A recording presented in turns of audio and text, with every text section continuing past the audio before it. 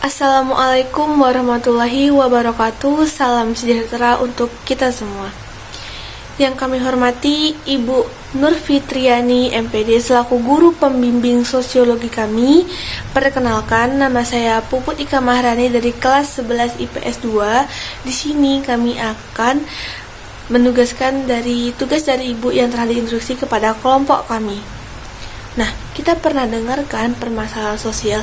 Apa sih itu permasalahan sosial? Permasalahan sosial merupakan suatu ketidaksesuaian antara unsur-unsur kebudayaan dalam masyarakat yang membahayakan kehidupan dalam sosial. Partikularisme kelompok dan dilema pembentukan kepentingan publik merupakan salah satu bagian dari permasalahan kelompok sosial. Nah, pada pertemuan kali ini, kelompok kami akan membahas tentang partikularisme kelompok dan dilema pembentukan kepentingan publik. Nah, tujuan yang pertama yaitu memenuhi tugas yang telah diinstruksikan dari Ibu Nur Fitriani MPD. Yang kedua, untuk semakin memahami tentang pembahasan yaitu partikularisme kelompok dan dilema kepentingan publik. Pembahasan materi. Partikularisme kelompok merupakan salah satu perilaku disosiatif yang dapat mengancam diagref bangsa. Sikap dan perilaku partikularisme ini dapat menganggap golongannya itu seperti partai politik, suku bangsa, agama, atau kebudayaan sendiri lebih baik dan lebih tinggi dibandingkan kepentingan orang lain. Nah, materi selanjutnya yaitu akan disampaikan oleh rekan-rekan saya. Ada Owen, yang kedua Muhammad Effendi, yang ketiga Bonike Marganda, yang keempat ada Salsa Ninda Zara, yang kelima ada Serlesia Febianti. Nah, penutupan nanti yang akan disampaikan kepada Roy. C. Pembahasan materi. Perilaku partikularisme kelompok merupakan perilaku disasosiatif yang dapat mengancam integrasi bangsa. Sikap dan perilaku partikularisme ini menganggap golongannya, partai politik, suku bangsa, agama, atau kebudayaannya sendiri lebih baik dan lebih tinggi dibandingkan milik orang lain. 1. Perilaku partikularisme kelompok. Salah satu faktor yang juga menyebab munculnya masalah partikularisme kelompok adalah pluralitas bangsa Indonesia. Bangsa Indonesia merupakan bangsa yang terdiri atas berbagai suku, agama, ras, dan golongan. Pluralitas masyarakat Indonesia ini tentu melahirkan berbagai persoalan. Setiap suku, agama, ras, dan golongan berusaha untuk memperoleh kekuasaan dan menguasai yang lain. Kepentingan inilah yang sering memunculkan persoalan-persoalan di daerah. Berikut ini beberapa contoh perilaku-perilaku yang dilatar belakangi oleh sikap partikularisme kelompok. A. Primordialisme. Istilah primordialisme berasal dari bahasa Latin, yaitu primus, yang artinya pertama, dan ordiri yang artinya tenunan atau ikatan. Dengan demikian, primordial dapat berarti ikatan-ikatan utama seseorang dalam kehidupan sosial, dengan hal yang dibawanya sejak lahir seperti suku bangsa, ras, klan, asal-usul kedaerahan, dan agama.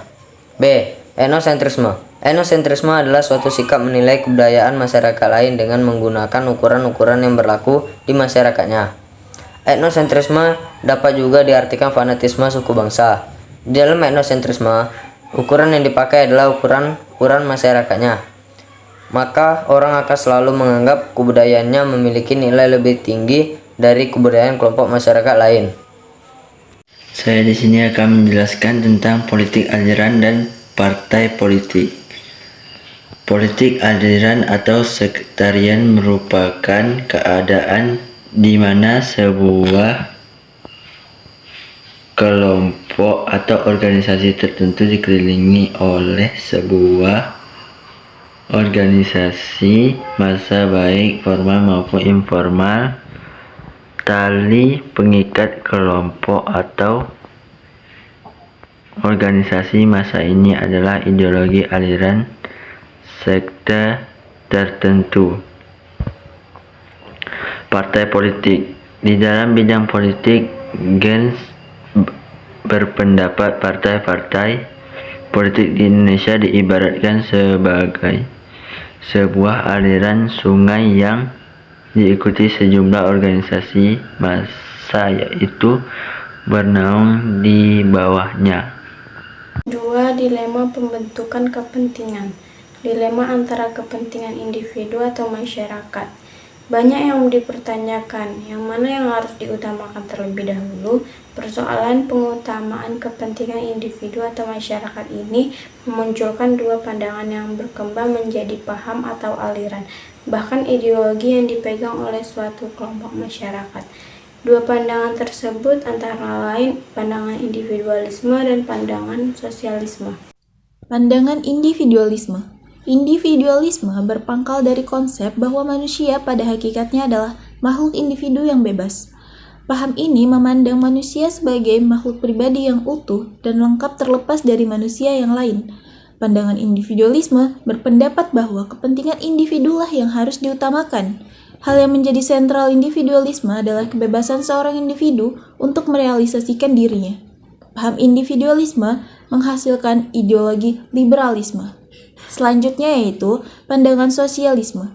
Sosialisme adalah paham yang mengharapkan terbentuknya masyarakat yang adil, selaras, bebas, dan sejahtera, bebas dari penguasaan individu atas hak milik dan alat-alat produksi. Sosialisme muncul dengan maksud kepentingan masyarakat secara keseluruhan, terutama yang tersisih oleh sistem liberalisme, mendapat keadilan, kebebasan, dan kesejahteraan. Guna meraih hal tersebut, sosialisme berpandangan bahwa hak-hak individu harus diletakkan dalam kerangka kepentingan masyarakat yang lebih luas.